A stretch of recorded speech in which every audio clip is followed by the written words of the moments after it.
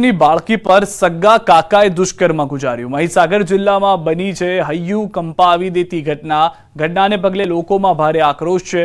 હાલમાં બાળકીને ખાનગી હોસ્પિટલમાં ખસેડાઈ છે। નરાધમ કાકા પોલીસ ગિરફથી બહાર છે। ચકચારી ઘટના બાદ ફરિયાદ દાખલ કરી પોલીસે અલગ અલગ ટીમો બનાવી આરોપીને શોધવાના ચક્રો ગતિમાન કર્યા। આવનાર દિવસોમાં ચોમાસામાં કોઈ કુદરતી આપત્તિમાં પહોંચી વળવા નર્મદા જિલ્લા વહીવટીતંત્ર દ્વારા એક્શન પ્લાન ઘડાયો।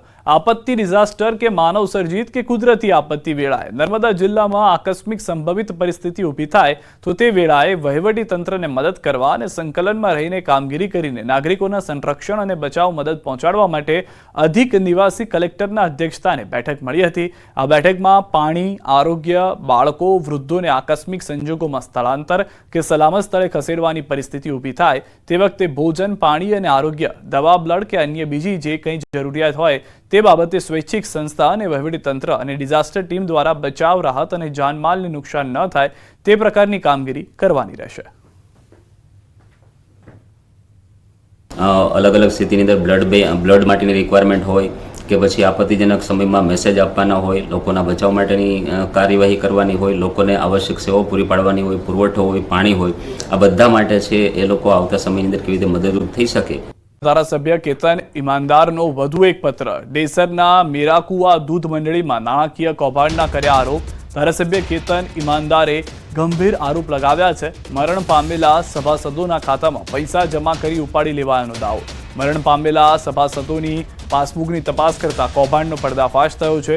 એક સમયે એક સરખી રકમ જમા અને ઉધાર થતા ગઈ હતી શંકા। કેતન ઈનામદારે બરોડા ડેરીના એમડી, ડેરી ચેરમેન સહિત 9 લોકો સામે લખ્યું છે પત્ર। કૌભાંડની તપાસ કરી કાયદેસરની કાર્યવાહી કરવા સરકાર સમક્ષ કરી છે માંગ। વધુ માહિતી ન્યૂઝ 18 સંવાદદાતા હાર્દિક પાસેથી મેળવીશું। હાર્દિક, ફરી એક વખત કેતનભાઈ તરફથી આ સ્પષ્ટ કરવામાં આવ્યું છે કે કૌભાંડ ચાલી રહ્યું છે। શું મહત્વના મુદ્દાઓ, શું સમજવું આને? બિલકુલ દીજો સિદ્ધાર્થ, આપણે જુદા જુદા સરકારી કચેરીઓમાં કૌભાંડો થતા હોય, ભ્રષ્ટાચાર થતા હોય એવા અનેક સમાચાર જોયા છે અને સાંભળ્યા પણ છે। ત્યારે હવે આ દૂધ મંડળી છે તેમાં પૈસાનું મસમોટું કૌભાંડ જે છે તે સામે આવ્યું છે અને આ કૌભાંડ જે છે અન્ય કોઈ નહીં પરંતુ સાવલીના ધારાસભ્ય કેતનભાઈ ઈનામદાર છે તેઓ બહાર લાવ્યા છે। કેતનભાઈને માહિતી મળી હતી કે મૃત્યુ થયેલા લોકો એટલે કે મરણ પામી ગયેલા લોકો જે છે તેમના નામે મસમોટું જે કૌભાંડ છે તે આચરવામાં આવી રહ્યું છે।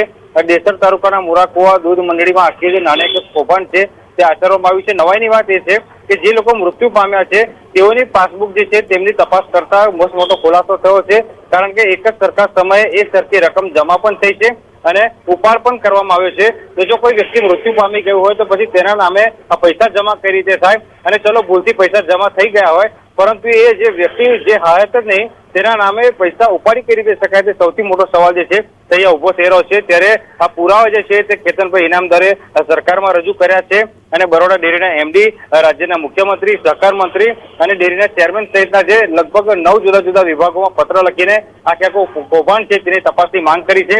જો તલસ્પર્શી તપાસ કરવામાં આવે તો લાખો રૂપિયાનું કૌભાંડ જે છે તે કરોડો સુધી પહોંચે તો નવાઈ નહીં। સિદ્ધાર્થ, આભાર હાર્દિક સમગ્ર માહિતી।